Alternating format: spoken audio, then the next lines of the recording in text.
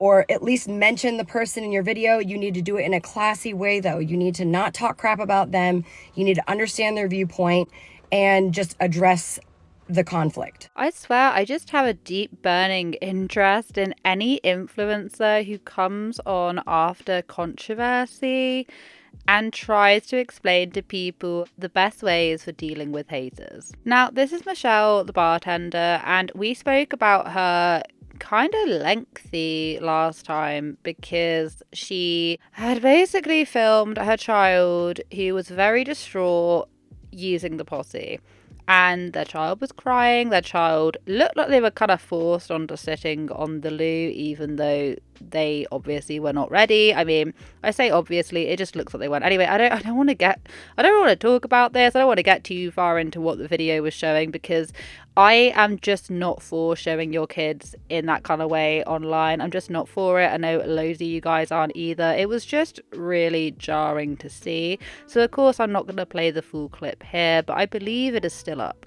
I have accumulated quite a few haters on the internet lately. So that was my, introduction to Michelle the Bartender, and then I went down a little rabbit hole of looking into her further, and basically she shares too much of her private life. She talks about how their house was nearly broken into because of her alcoholic husband. I'm not saying this, I'm saying that she's saying this. She's a bartender, and she also discloses loads of really personal things about her customers, saying things such as they prey on men and they're some sort of weird serial killer. Comes here to prey on men. I said, well, has she ever gone home with any of them? She said sometimes, and we never see that guy again.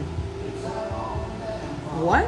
One of the other bartenders was like, yeah, I'm pretty sure she takes dudes home and hides them in her basement or something. I was like, oh my God, it's crazy, what a bitch, you guys. I don't think she's on the spectrum or anything like that. And saying all of this wild stuff about people she doesn't even know. And that has caused her to lose some of her fan base, not all of it, obviously. I think she's got 4 million, 2 million, 4 million. It's in the 2 times table, all right.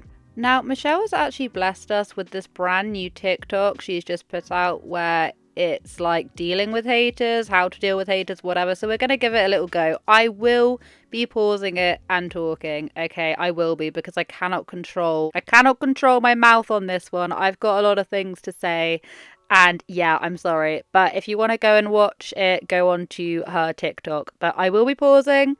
So please don't come at me saying, why do you keep on pausing? It's because I just got too much to say on this subject, because I can't stand it when influencers get called out for something, in my opinion, as serious as filming your distressed child on the posse, and then double down on it and say that it's just down to people hating and that they're jealous and that. So obviously I've got a few things to say. So without further ado, Michelle, take it away. I did not know that there was a formula for dealing with haters on the internet as a creator. This is something that they don't tell you, and that I wish that I knew when I started creating content on TikTok. If you do a video and somebody is hating on you for it, so they will stitch your video or duet it, or they just go on there and they screenshot your whole video. If that creator is much, much smaller than you, you ignore it. I swear to God, in the very first little bit, I thought she was going to say, you copyright claim it or something. And I was like, well, at least we're not going down this route. Unlike Lauren the Mortician. Anyway,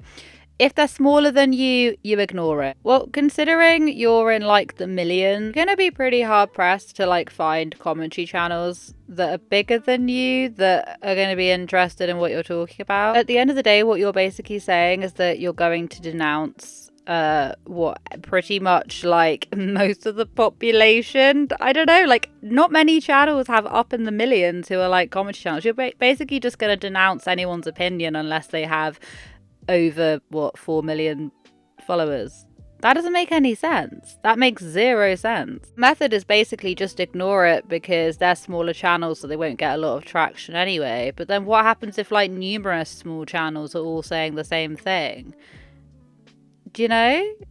This is just a way out of trying to protect our brand rather than taking any accountability. That's what you do. If you don't, and you're giving that creator more attention and more followers and more people to just band together to hate you.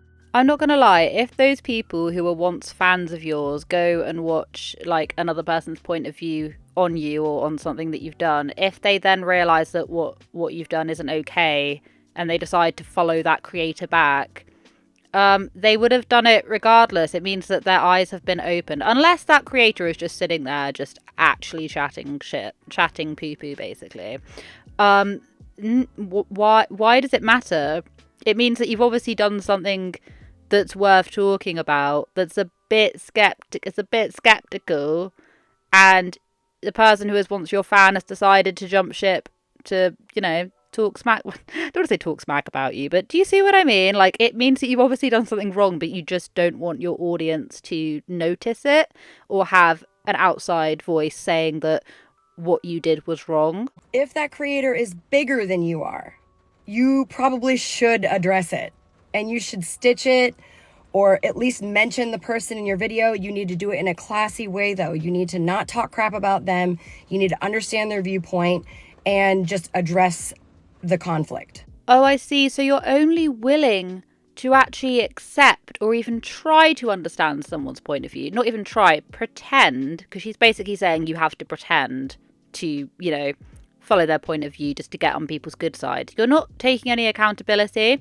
And this is potentially one of the worst videos she could have possibly made, because if by any chance she gets called out by a 6 million or 5 million subscriber, follower, whatever channel, we now know, confirmation, that Michelle is lying through her teeth, you know, allegedly, because what she's saying right here just confirms that.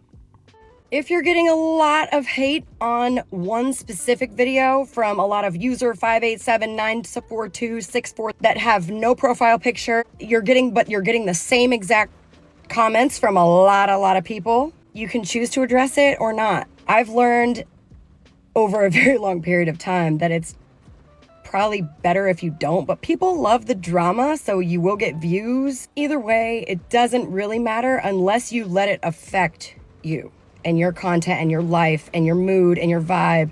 If addressing these commenters would hinder you from doing you, do not address them. At the end of the day, post what you want to post. Fuck the haters. Fuck them. What was even the point of her making this video then? Just do whatever you want. No big deal. Doesn't really matter. And it's as regards to the whole like username 5,000, whatever she's going on about. If you're getting a lot of hate from one specific video, like, yeah, there are definitely some people who will just like troll spam things.